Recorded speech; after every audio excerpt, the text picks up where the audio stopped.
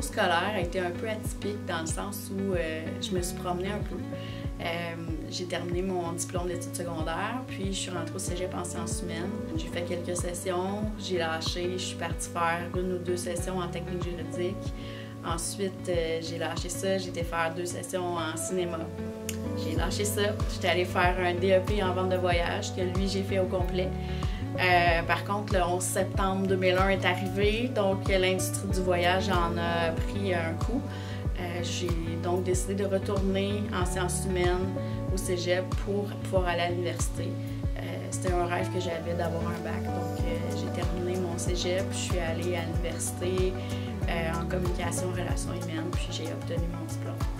Mon parcours atypique, dans le fond, c'est que moi, j'ai commencé à étudier en arts visuels et médiatiques au cégep.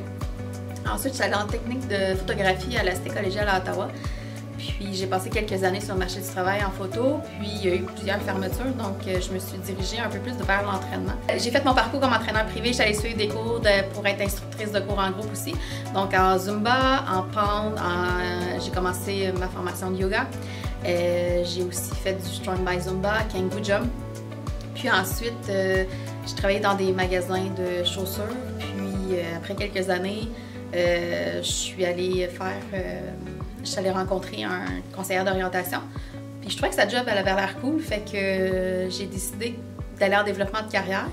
Puis après mon bac, me voilà chez Intégration Compétences à faire tout ce que j'aime à la même place. Fait autant que je vais bouger, que je vais donner des cours de photo, de la cuisine. Donc tout est comme réuni à la même place. Mon parcours atypique, après les études secondaires, je suis rentrée à l'Institut d'hôtellerie en gestion hôtelière. Je suis tombée très malade, donc j'ai arrêté ces études-là. À ce moment-là, je savais que je voulais plus tard rester à la maison pour élever mes enfants, ce que j'ai fait par choix naturellement.